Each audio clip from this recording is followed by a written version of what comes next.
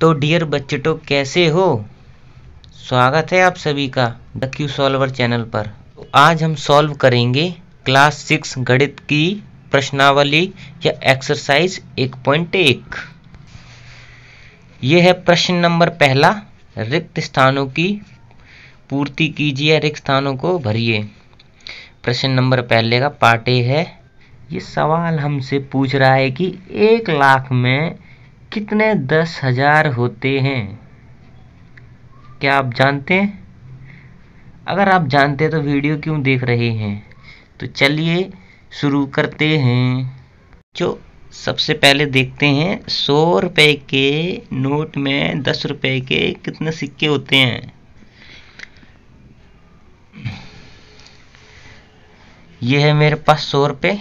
अब इसमें देखते हैं कितने सिक्के या कितने नोट होते हैं 100 रुपए में। तो देखिए 1 2 3 4 5 6 7 8 9 10। तो यहाँ पर हमें पता चला, वैसे ये सारे के सारे असली हैं। तो यहाँ पर हमने देखा कि 100 रुपए के नोट में 10-10 के सिक्के या नोट कितने होंगे? 10। इसी तरह अब हम देखते हैं कि 1000 रुपए में 100 रुपए के कितने नोट होंगे। यानी कि मेरे पास कुल 1000 रुपए हों और सभी 100 के नोट हों, तो मेरे पास 100 के कितने नोट होंगे। यानी कि अगर मेरे पास 100 के कुछ नोट हैं जिनको जोड़ने पर 1000 रुपए बनते हैं, तो मेरे पास 100 के कितने नोट होंगे। तो आइए देखते हैं। सबसे पहले वो 100 रुपये, फिर दूसरा 100 रुपये, फिर तीसरा 100 रुपये, फिर चौथा, पांचवा, छठा, सातवां, आठवां, नौवां यानी कि 900 रुपये, और ये रहा इसका 10वां यानी कि पूरे 1000 रुपये। 1000 रुपये में 100 के 10 नोट होंगे तो पूरा वो 1000 रुपये बनते हैं। अर्थात 1000 रुपये में 100 के 10 नोट होते हैं। कितने नोट होते हैं? 10। अब हम देखते हैं 10,000 में 1-1000 के कितने नोट होंगे।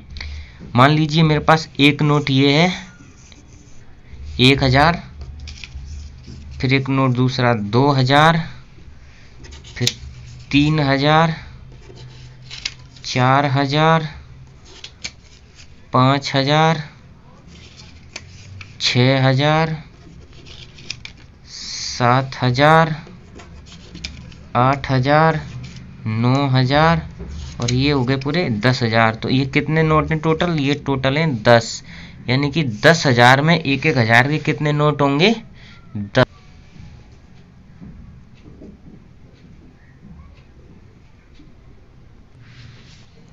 आपके पास 100,000 रुपये हैं और एक नोट 10,000 का है। अगर एक नोट 10,000 का है तो आपके पास कितने नोट होंगे? 100,000 बन जाए।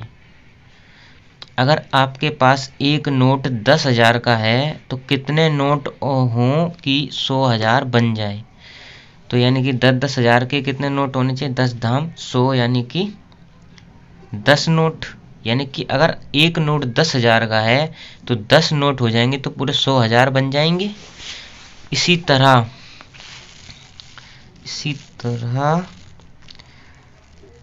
100,000 बराबर में होता है 1 लाख। कितना होता है? 1 लाख, या यूं कहूं कि 1 लाख बराबर में 100,000। अब उसी तरह से 1 मिलियन 1 मिलियन बराबर में होता है 10 लाख। उसी तरह से 10 लाख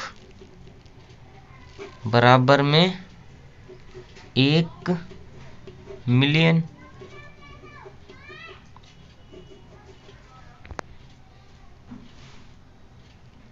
तरह से 100 लाख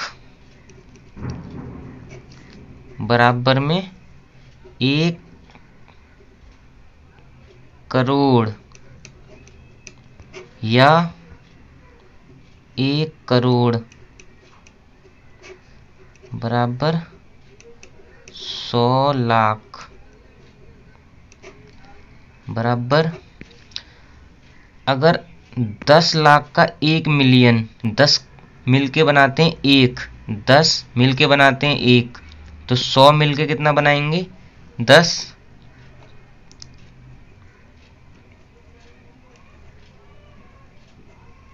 10 मिलियन, यानी कि अगर 10 लाख का 1 मिलियन बनता है तो 20 लाख के 2, 30 लाख के 3, ऐसे 50 लाख के 5, 100 लाख के 10 मिलियन। 1 बिलियन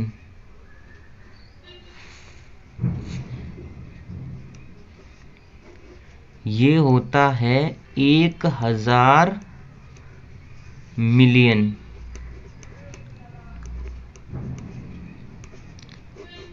अब आपको इसमें ये बताना है कि 1 बिलियन में कितने लाख और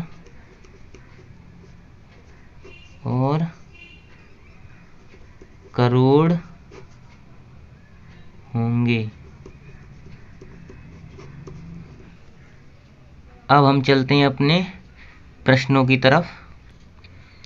हमारा पहला प्रश्न का पार्ट ए है, 1 लाख में कितने 10,000 होंगे। अगर 10,000 रुपये का एक नोट है तो 1 लाख करने के लिए कितने नोट होने चाहिए, ये हम पहले ही डिस्कस कर चुके हैं कि 100,000 ही होता है 1 लाख। अगर 10,000 का एक नोट है, यानी कि 10,000 का एक नोट है, तो मैं इसकी 10 से ही गुणा कर दूं तो ये बन जाएगा 1 लाख। यानी कि कितने नोट होंगे 10। अब देखते हैं अगला सवाल। 1 मिलियन होते हैं 10 लाख। अगर 100,000 का एक नोट है और बनाने हैं 1 मिलियन यानी कि 10 लाख, तो कितने होने चाहिए नोट 10। 100,000 का अगर एक नोट है तो 200,000 के 2 लाख, 300,000 के 3 लाख, 400,000 के 4 लाख, वैसे ही 100,000 के 10 लाख, यानी कि 10 गुणा में 100,000, ये कितना बन जाएगा 10 लाख। और यही 10 लाख कितना होता है 1 मिलियन। अब देखते हैं 1 करोड़ मतलब को देखो, 1 करोड़ में होते हैं 100 लाख। 1 करोड़ का मतलब होता है 100 लाख। अगर 10 लाख का एक नोट, तो दो नोट कितने के हो गए 20 के, 3 note 30 lakh, 4 note 40 lakh, 5 note 50 lakh, वैसे ही 10 नोट 100 लाख, यानी 100 लाख होता है 1 करोड़। अब आ जाओ 1 करोड़। अब अगला सवाल, 1 करोड़ में कितने मिलियन। हमें पता है कि ये होता है 10 लाख, यानी कि 1 मिलियन होता है 10 लाख और 1 करोड़ होता है 100 लाख। अगर 10 लाख का एक नोट है, 100 लाख करने के लिए मुझे कितने नोट चाहिए 10, वैसे ही 1 मिलियन यानी कि 10 लाख, 1 करोड़ यानी 100 लाख, 10 नोट होने चाहिए। अब देखते हैं अगला सवाल। ये है सवाल नंबर 2। सही अल्प विराम लगाओ। एक संख्या जो हिंदी भाषा में लिखी हुई है इसे गणितीय भाषा में लिखना है तथा सही अल्प विराम भी लगाने हैं। तो आइए शुरू करते हैं। 73,75,307, तो यानी कि 73,75,307। आइए पहले एक बार चेक करते हैं। इकाई, दहाई, सैकड़ा, हजार, 10,000, लाख, 10 लाख, यानी कि ये सही आ रहा है 73,75,307। अब भारतीय पद्धति के अनुसार सबसे पहला जो कोमा लगता है वो 3 के बाद, फिर बाकी सभी 2-2 के बाद। ऐसे इसमें देखते हैं। ये संख्या में 9,05,41,41, यानी कि इसमें देखा जाए तो 9 करोड़ है, फिर लाख है, फिर उसके बाद 41 यानी दहाई तक दे रखा है। इसमें हमें क्या क्या नहीं दे रखा है? एक तो हमें इसमें सैकड़ा नहीं दे रखा है और हजार भी नहीं दे रखा है, तो उसकी जगह हम 0 लेंगे। तो आइए देखते हैं। 9,05,00,000। वैसे अगर कोई और संख्या होती तो हम ऐसे लेते हैं कि 9 करोड़, इतने लाख, इतने हजार, फिर इतने 100, फिर 41। तो लेकिन यहाँ पर देखिए हजार भी नहीं है और सैकड़ा भी नहीं है, तो इसकी जगह हम 0 लेते हैं। तो ये तो 0 आ गए हजार के लिए और ये 0 आ गया सैकड़े के लिए, और उसके बाद 41। तो आइए चेक करते हैं। इकाई, दहाई, सैकड़ा, हजार, 10,000, लाख, 10 लाख, करोड़। अब आइए देखते हैं इनको कोमा कैसे लगाएंगे। तो अब सबसे पहले 3 के बाद, फिर 2 के बाद।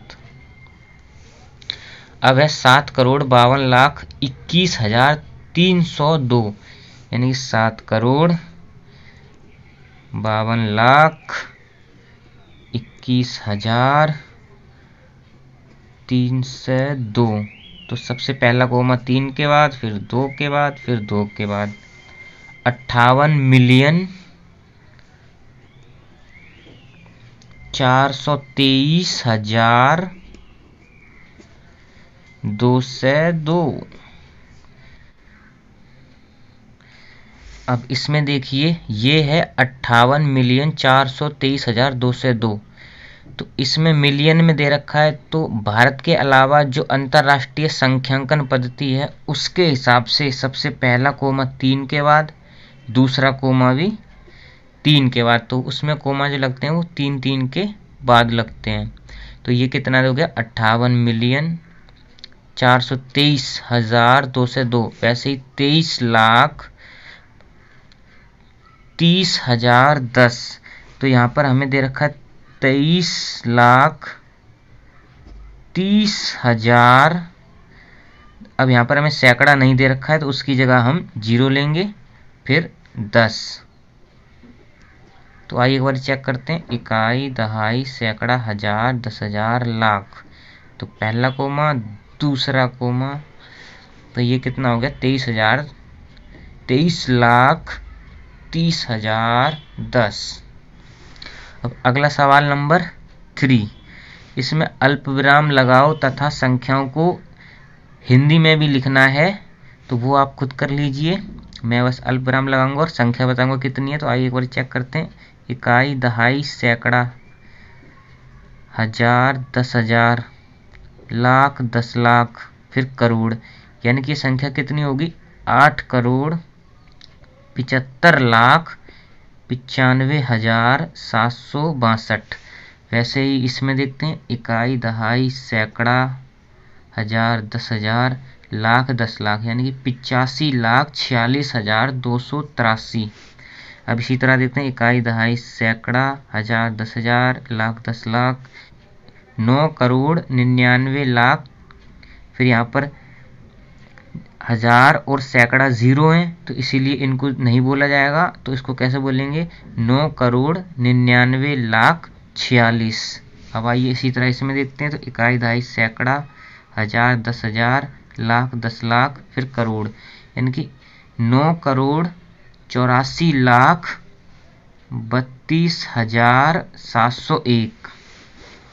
अभी तरह देखते हैं प्रश्न नंबर 4 को। इसमें अंतर्राष्ट्रीय संख्यांकन पद्धति के हिसाब से विराम चिन्ह लगाने। तो आइए एक बार देखते हैं। तो उसमें अंतर्राष्ट्रीय विराम चिन्ह कैसे लगेगा। तो सबसे पहले 1 2 3 3 के बाद, दूसरा भी 3 के बाद, और ये संख्या होगी 78,921,092। इसी तरह इसको देखते हैं। तो पहले 3 के बाद, फिर उसके बाद 3 के बाद, अब ये संख्या हो गई 99,985,102। अब ऐसे इसमें पहले 3 के बाद, फिर उसके बाद 1 2 3 के बाद, तो ये संख्या होगी 7,452,283। ऐसे इसमें देखते हैं। तो पहले 3 के बाद, फिर 3 के बाद, तो अब ये हो गई 48,49,831। तो बंधुओं, फ्रेंड्स, वीडियो खत्म। आप सभी को मेरी तरफ से